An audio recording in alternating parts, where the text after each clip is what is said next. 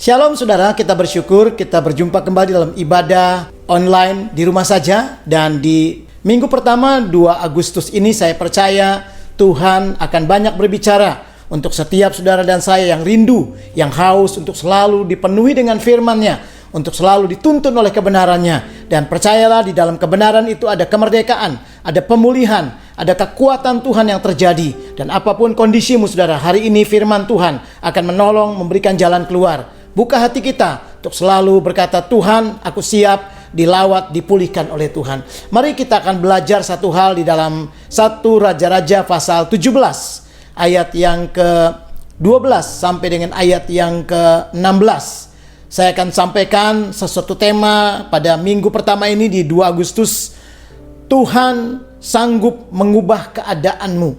Saudara, temanya adalah Tuhan sanggup mengubah keadaan kita masing-masing. Apapun yang sedang kita hadapi hari-hari ini, apapun pergumulannya, semua kita menghadapi pergumulan yang sulit. Semua saudara, dampak dari segala sesuatu, apalagi COVID-19 ini tidak main-main. Saudara, banyak orang yang merasa akan seperti apa nantinya, masih menunggu hasilnya. Artinya ada perubahan tidak ke arah yang lebih baik atau justru ke arah yang lebih buruk. Semua belum pasti. Kesusahan-kesusahan makin banyak terjadi di mana-mana. Saudara, tapi saya mau beritahu, kita mesti bertahan dan hidup di dalam keadaan seperti ini. Tetap saudara, dalam apapun yang terjadi, kita butuh Tuhan. Kenapa? Karena kalau ada Tuhan, Tuhan sanggup mengubah keadaanmu.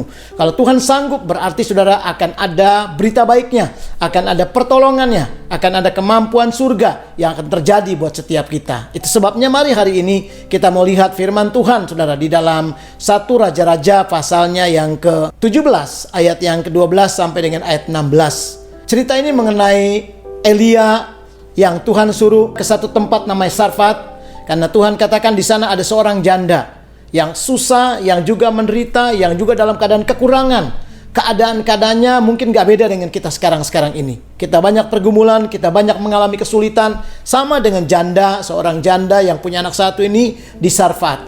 Saudara, tidak ada yang bisa mengubah hidupnya, tidak ada yang bisa menolong dia. Saudara, singkat cerita, dia tinggal makan hari ini dan besoknya pasti mati. Tidak ada jalan keluar. Tetapi pada waktu dalam kondisi seperti itu, dia menerima kunjungan dari seorang nabi Tuhan namanya Elia. Waktu Elia sampai ke tempat di mana janda ini ada di Sarfat, Elia menyuruh dia untuk membuatkan sesuatu. Saudara, secara keadaan nggak mungkin sampai janda ini bersumpah. Kalau udah bersumpah berarti memang membuktikan dia itu tidak memiliki apa-apa. Dia bilang gak ada padaku apapun, kecuali katanya segumpal tepung dan sedikit minyak. Tidak ada jalan lain saudara. Dan itu pun dia bilang tidak akan cukup. Tapi Elia berkata, bikinkan roti dulu. Singkat cerita saudara, kalau kita tahu cerita itu, kesudahannya adalah perubahan terjadi. Yang harusnya dia dengan makanan yang paling terakhir, dia olah tepung itu menjadi roti yang bundar, dia makan, dan dia dengan anaknya juga makan. Maka janda itu setelah itu mati.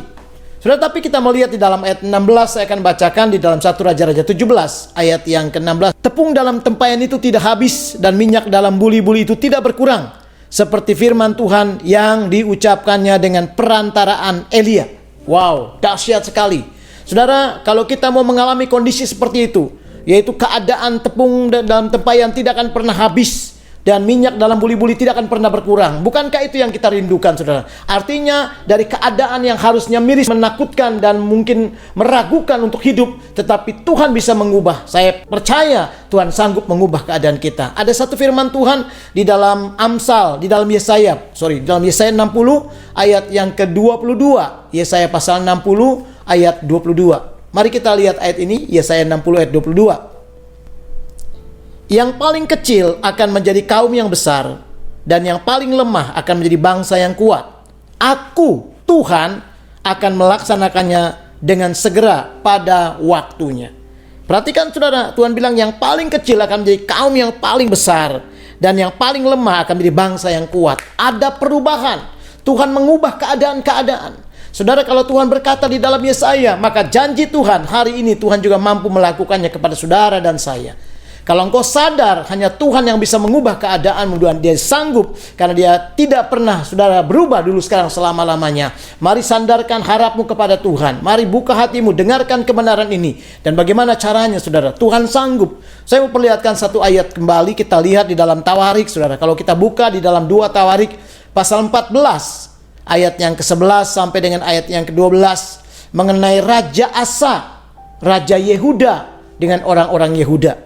Pada waktu itu, saudara, kalau saudara baca di sana 2 Tawarik pasal 14, Raja Asa dalam keadaan tentram, damai pemerintahnya.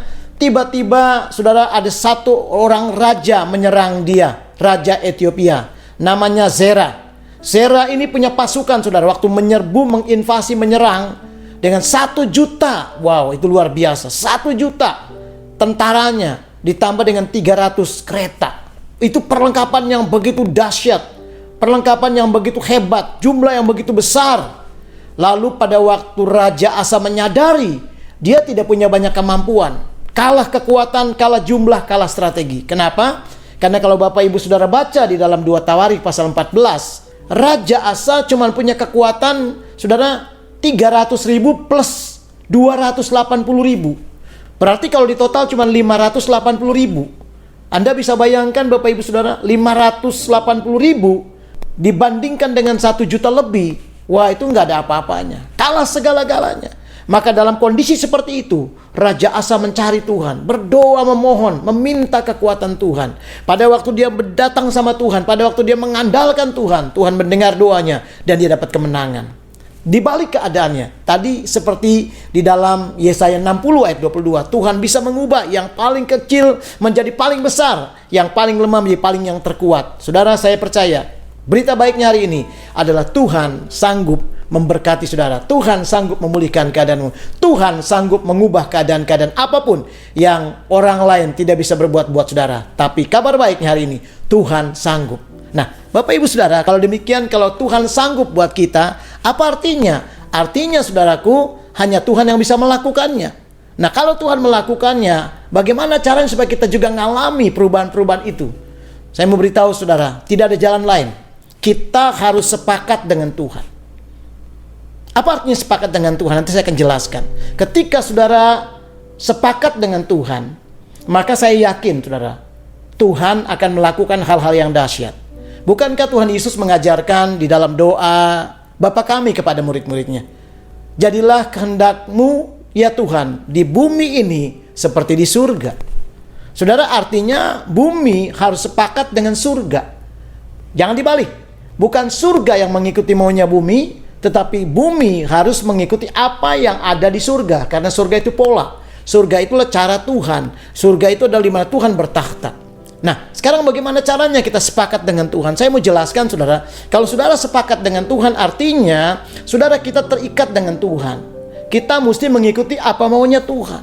Bukan dibalik, jangan dibalik. Bukan Tuhan yang harus mengikuti kemauan saya dan saudara. Tidak saudara. Karena kita butuh pertolongan, kita butuh diubah keadaan-keadaan kita. Kita butuh kasih Tuhan, kita butuh kuasa Tuhan. Kita butuh keajaiban Tuhan. Kalau demikian, biarkan saudara yang sepakat dengan Tuhan. Bukan Tuhannya, tapi saudara yang mesti sepakat dengan Tuhan. Apa sih maksudnya sepakat? Dalam cerita tadi, di dalam janda Sarfaat yang ada di Sarfaat, saudara, terjadi kesepakatan. Ketika dia sepakat dengan Nabi Tuhan Elia, saudara, Nabi Tuhan Elia adalah mewakili Tuhan. Karena dia Nabi yang bergerak berdasarkan suara Tuhan, yang berdasarkan misi daripada Tuhan. Tuhan bilang, pergilah ke Sarfat, aku akan pelihara kamu di sana. Jadi dia bergerak berdasarkan Tuhan suruh dia. Artinya di mana ada Tuhan, di situ ada Elia. Di mana ada Elia, di situ juga ada Tuhan. Ada kesatuan. Berarti saudara, janda ini harus sepakat dengan Elia. Perkataan-perkataan Elia, perbuatan-perbuatan Elia, ucapan Elia harus sepakat. Artinya saudara, lebih jauh bahwa kita sama Tuhan harus sepakat. Dalam hal apa? Kalau kita pelajari saudara di dalam 1 Raja-Raja pasal 17 tadi ayat yang ke-12 sampai dengan 16, ada beberapa hal yang harus kita belajar. Ternyata sepakat dengan Tuhan, saudara, yang pertama kita akan belajar 3 hal. Yang pertama, kalau kita sepakat dengan Tuhan, saudara, kita mesti sepakat dengan perkataannya, firman-Nya. Mari saya akan ajak kita melihat di dalam 1 Raja-Raja pasal 17 ayat 14. Firman Tuhan berkata demikian. Sebab beginilah firman Tuhan Allah, Israel, tepung dalam tempayan ini tidak akan habis, dan minyak dalam buli-buli itu pun tidak akan berkurang, sampai pada waktu Tuhan memberi hujan ke atas muka bumi. Perhatikan kalimatnya, saudara. Sebab beginilah firman Tuhan Allah, Israel. Saudara, artinya ada firman Tuhan yang disampaikan. Firman Tuhan disampaikan, saudara. Waktu firman Tuhan disampaikan, seorang janda yang ada di Sarfat ini harus menyesuaikan dengan firman Tuhan. Firman Tuhannya apa? Tadi Elia berkata, buatkan dulu kepadaku. Dia bilang gak bisa, ini tinggal sedikit, tepung tinggal segenggam. Sedikit, saudara. Dan minyak dalam buli-buli sedikit. Anda bisa bayangkan segenggam berapa banyak, saudara? Sedikit sekali. Saudara, lalu minyak kalau dikatakan sedikit berarti sangat sedikit, saudara. Gak cukup, dalam kondisi apapun gak cukup. Tetapi Nabi Tuhan Elia berkata, buatkan dulu kepadaku. Buatkan dulu, setelah itu nanti kepadamu. Saudara bisa bayangkan itu. Jadi dia mesti sepakat. Awalnya, saudara, wanita ini tidak sepakat. Karena dia bilang, nggak ada apa-apa padaku. Saudara, dalam keadaan tepung sedikit, minyak juga sedikit, maka dia melakukannya sesuai dengan perkataan firman Tuhan. Dia bertindak secara realita, kenyataan tidak mungkin cukup buat dia. Keadaannya mungkin akan membuat dia sudah menjelaskan, kalau kami makan, setelah kami makan, kami akan mati. Artinya tidak ada kehidupan selanjutnya. Tetapi saudara lihat, ternyata terjadi mujizat-mujizat, terjadi kuasa Tuhan, terjadi terobosan-terobosan di dalam kehidupan janda dan anaknya ini. Kenapa? Artinya dia sepakat dengan perkataan firman Tuhan, dia sepakat dengan surga, sudah sepakat dengan Tuhan. Saudara, apa artinya kalau kita juga sepakat dengan Tuhan? Artinya kita belajar untuk selalu mau mendengarkan firman-Nya. Saudara, biarkan firman Tuhan yang kita dengarkan. Saudara, biarkan khotbah, pengajaran yang diajarkan oleh Tuhan, suara Tuhan yang harus kita dengarkan. Kenapa banyak orang-orang lemah, tidak berdaya? Saudara, tidak menjadi pemenang. Karena kita tidak mendengarkan perkataan Tuhan. Kita nggak sepakat dengan firman Tuhan. Kita anggap, biasa. Kita anggap rasanya nggak mungkin, mustahil. Saudara, taruh perhatian. Dengarkan firman Tuhan. Biarkan telinga kita mendengarkan kebenarannya. Karena di firman Tuhan itu dikatakan di dalam Yesaya pasal yang pertama. Kalau kita perhatikan, saudara, di dalam ayat yang 1, Yesaya 1 ayat 19. Jika kamu menurut dan mau mendengar, maka kamu akan memakan hasil baik dari negeri itu. Kalau katanya saudara dan saya mau menuruti, mendengar, sepakat dengan firman Tuhan, maka kita akan memakan hasil yang baik. Walaupun keadaan kita tidak baik. Walaupun kondisi keadaan luar yang tidak baik, engkau akan melihat hasil yang terbaik daripada Tuhan. Di tengah-tengah bisnismu, di tengah-tengah pergumulanmu, di tengah-tengah masalah, penyakit, dan apapun, saudara, surga punya yang terbaik buat setiap kita. Tuhan sangat baik. Dia sungguh baik. Dia Bapa yang sangat luar biasa buat setiap kita. Dia akan memberikan yang terbaik. Itu sebabnya, saudaraku, ketika kita sepakat dengan firman Tuhan. Apa artinya, saudara? Jangan dengarkan suara-suara yang bukan dari Tuhan. Kebanyakan kita terbalik. Malah kita melakukan sebaliknya. Kita lebih sepakat dengan suara-suara yang bukan dari suara Tuhan. Kita sepakat dengan kenyataan-kenyataan di sekitar kita. Kita sepakat dengan segala sesuatu yang ada di sekitar dunia ini. Itu malah yang membuat kita makin cemas, makin takut. Kita makin tidak sanggup untuk melangkah, berjalan, menghadapi kehidupan ini. Sementara rancangan Tuhan, saudara dan saya, kita ada semua sebagai pemenang. Bahkan lebih daripada pemenang. Namun seringkali kenyataannya kita mengalami banyak kekalahan. Kenapa? Karena kita tidak sepakat dengan firman-Nya. Sepakat dengan firman-Nya artinya, saudara, dengarkan firman Tuhan. Hanya firman Tuhan menjadi pedoman kita. Hanya firman Tuhan menjadi gaya hidup kita. Hanya firman Tuhan menjadi sesuatu pegangan kita.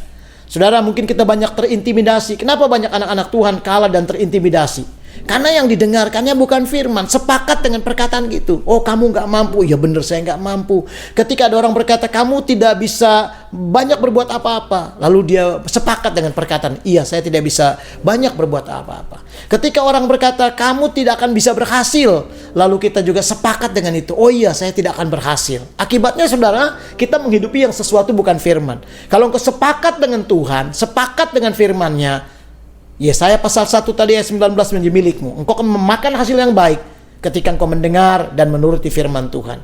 Saya banyak juga sebagai hamba Tuhan mengalami intimidasi. Tetapi saya mengambil kesimpulan bahwa saya hanya sepakat dengan suara Tuhan. Kalau itu bukan suara Tuhan, saya tidak akan pernah sepakat.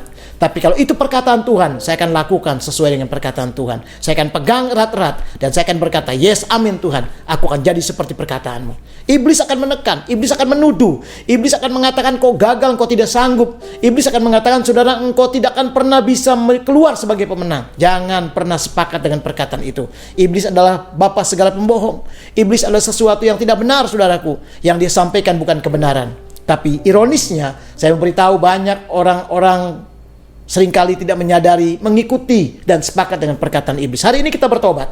Kita mesti sepakat dengan perkataan Tuhan. Sepakat dengan firman Tuhan artinya, biarkan firman Tuhan menjadi sesuatu yang, yes Tuhan, aku akan start di situ, dan aku akan menang karena firman Tuhan.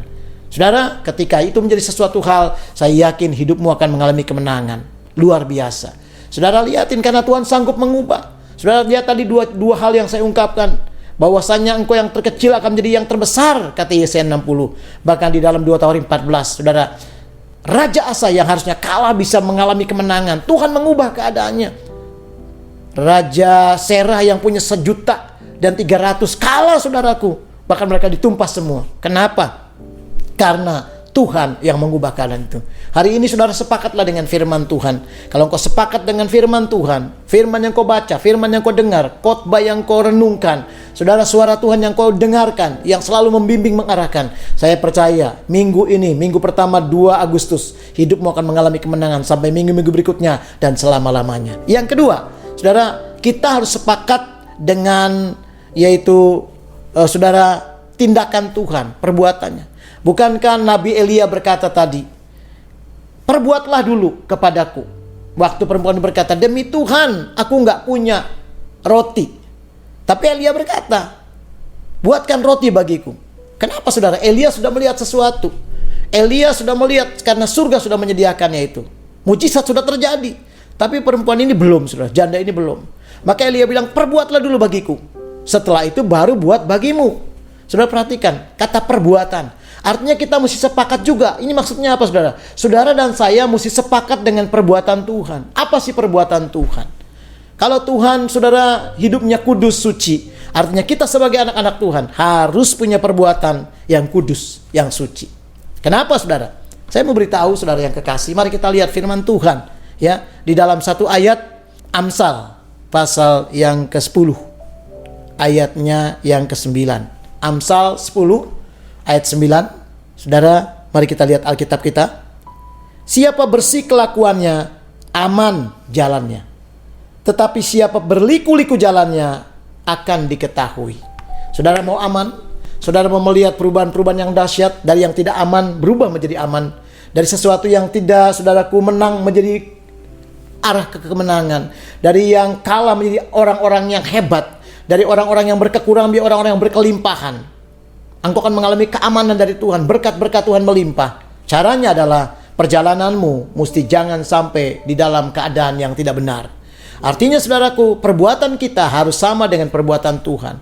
Perbuatan Tuhan kudus, suci, mulia. Saudara, itu mesti jadi gaya hidup kita. Kita mesti berjalan dalam kekudusan, dalam kesucian. Artinya perbuatan kita di gereja, di luar gereja, di rumah, di kantor, di pelayanan, dimanapun saudara, tiap-tiap hari harus kelihatan. Kita mencerminkan Kristus kecil. Kita mencerminkan terang dunia. Kita bukan gelap dunia. Itu sebabnya perbuatanmu harus sama. Waktu perbuatanmu sama, engkau akan melihat Tuhan sanggup mengubah keadaanmu. Kalau saya berikan satu contoh, Yusuf, saudara. Yusuf, bagaimana dia diubahkan dari seorang budak, saudara, menjadi orang yang nomor 2 di istana. Setelah raja baru dia. Raja mempercayakan seluruh pemerintahannya. Itu hebatnya Yusuf. Kenapa, saudara? Karena Yusuf dalam perbuatannya udah tahan uji. Lulus, saudara. Pada waktu dia dicobai oleh istrinya Potifar. Ya, saudaraku, diganggu setiap hari. Untuk berbuat selingkuh, berbuat zina, saudara. Untuk berbuat dosa, untuk tidur dengan dia. Saudara, Yusuf tidak mau. Yusuf bilang apa? Sebenarnya di rumah ini aku tidak ada yang lebih berkuasa daripadaku dan Tuhan, suamimu itu. Ya, semua sudah dipercayakan kepadaku, kata Yusuf. Tetapi waktu Yusuf dia bilang tidak, aku lebih takut kepada Tuhan dan terhadap manusia. Artinya apa? Yusuf berjalan di dalam kekudusan, kesucian. Saudara dengarkan firman ini, kalau engkau berjalan di dalam kekudusan, perbuatanmu perbuatan yang benar, yang baik, saya yakin saudara, berkat Tuhan melimpah di tengah-tengah kita, berkat Tuhan dahsyat di tengah-tengah kita. Saudara, ada satu ayat dikatakan di dalam Amsal pasal 22 ayat yang ke-11, orang yang mencintai kesucian hati jadi sahabat raja. Wow, itu luar biasa. Kalau engkau mau menjadi sahabatnya Tuhan, sahabat Tuhan artinya engkau akan melihat Tuhan akan menolong, membela, memberkati, menyatakan yang terbaik buat sahabatnya. Yesus sahabat yang paling setia. Dia rela mati buat sahabatnya. Dia rela mati buat semua orang. Dia sahabat yang terbaik. Tidak ada sahabat yang seperti Yesus. Saudara, dia raja segala raja. Kalau engkau terus mau berjalan mencintai kesucian, hatimu, hidupmu, gaya hidup saudara, perbuatan-perbuatan saudara, saya yakin hari ini menjadi hari kemenangan. Dan saya yakin saudara, engkau akan melihat perubahan-perubahan yang nyata. Saat-saat di mana dengan cepat surga akan membuat hal-hal yang tidak mungkin menjadi sangat mungkin. Tuhan akan mengubah keadaan ekonomimu. Tuhan mengubah keadaan bisnismu. Tuhan mengubah penyakitmu menjadi kesembuhan. Tuhan mengubah keluargamu yang berantakan dipulihkan. Tuhan mengubah keadaan-keadaan yang tidak damai menjadi orang yang penuh dengan sukacita. Karena apa? Perubahan itu hanya Tuhan yang sanggup melakukannya. Sepakat dengan perbuatan Tuhan? Sepakat dengan Tuhan artinya engkau harus berjalan di dalam perbuatan yang memuliakan nama Tuhan, yang berdasarkan terang, yang berdasarkan kekudusan. Waktu engkau berjalan dalam kekudusan, maka saya percaya firman Tuhan memberkati hidup kita semua. Saudara, mari kita lihat di dalam Mazmur pasal 17 ayat yang kelima, yang dikatakan bahwa langkahku mengikuti jejakmu. Saya akan bacakan ayat ini di dalam Mazmur pasal 17 ayat yang kelima. Mari kita lihat ayat ini. Langkahku tetap mengikuti jejakmu, kakiku tidak goyang. Wow. Langkahku katanya tetap mengikuti jejakmu. Mu-nya itu huruf besar. Artinya ini menjadi kerinduan daripada Daud. Dia bilang, aku akan mengikuti jejaknya Tuhan, perbuatannya Tuhan. Saudara, Paulus pernah berkata, turutlah teladanku, sebagaimana aku menuruti teladan Kristus. Saudara, kenapa? Karena Paulus mengikuti perbuatan Kristus. Dia mulai melakukan apa yang Kristus ajarkan di dalam setiap hidupnya. Makanya Paulus menjadi saksi yang luar biasa. Rasul Paulus dipakai Tuhan luar biasa. Hari ini saudara, saya ajarkan biarlah kita juga mau belajar untuk selalu mengubah perbuatan kita. Dari yang tidak benar menjadi benar. Dari yang tidak kudus menjadi kudus. Dari yang tidak takut Tuhan menjadi takut Tuhan. Pada waktu engkau melakukan perbuatan, berarti engkau sepakat dengan perbuatan Tuhan. Waktu engkau sepakat di sana, maka saya yakin mujizat adalah hal yang paling mudah, yang paling lumrah, dan setiap saat engkau akan alami. Yang ketiga, mari kita lihat sekarang yang ketiga. Bagaimana kita sepakat dengan Tuhan? Sepakat dengan Tuhan adalah saudara, kita artinya sepakat dengan imannya Tuhan. Apa itu imannya Tuhan? Mari kita lihat dalam 1 Raja-Raja pasal 17 ayat 13 dulu. Mari kita lihat ayat 13. 1 Raja-Raja pasal 17. Firman Tuhan berkata demikian. Tetapi Elia berkata kepadanya, jangan takut. Garis bawahi kalimat itu. Jangan takut. Lihat saudara kalimatnya. Pulanglah, buatlah seperti yang kau katakan. Tetapi buatlah lebih dahulu bagiku sepotong roti bundar kecil daripadanya, dan bawalah kepadaku. Kemudian barulah kau buat bagimu dan bagi anakmu. Jangan takut. Saudara, artinya kenapa? Janda ini rasanya takut. Dia nggak mungkin cukup. Dia bilang untuk aku dan anakku aja nggak mungkin ini. Aku nggak tahu besok bagaimana. Aku udah pasti ini makanan terakhir. Besok aku mati.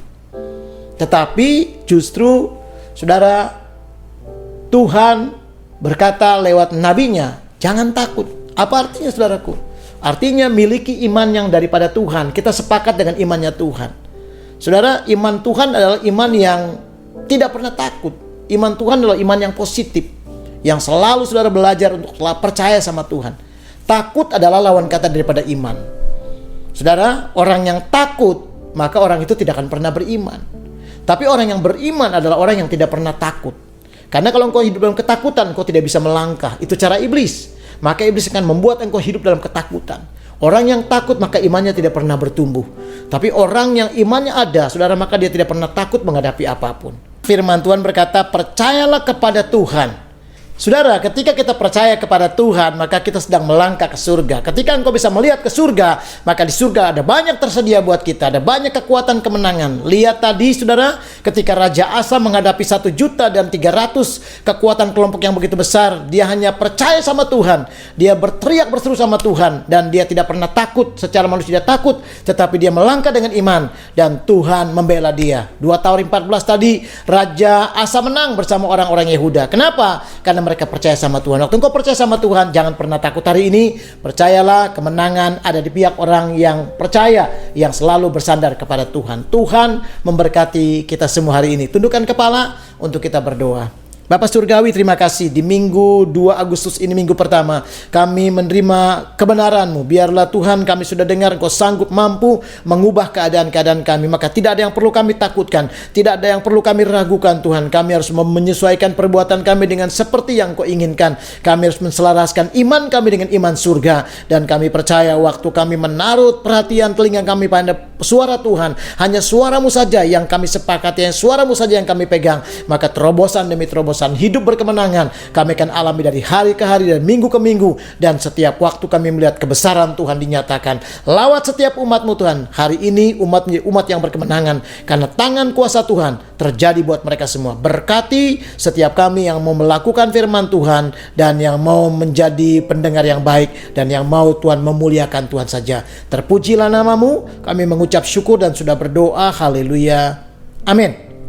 Saudara, sebagaimana sudah saya seringkali sampaikan, ketika engkau diberkati oleh kebenaran ini, tetaplah jadi orang yang rindu menjadi salur berkat dengan cara share, bagikan, sehingga tidak hanya saudara, tapi banyak orang-orang di luar sana dipulihkan, dikuatkan, dan diberkati. Tuhan Yesus memberkati kita semua.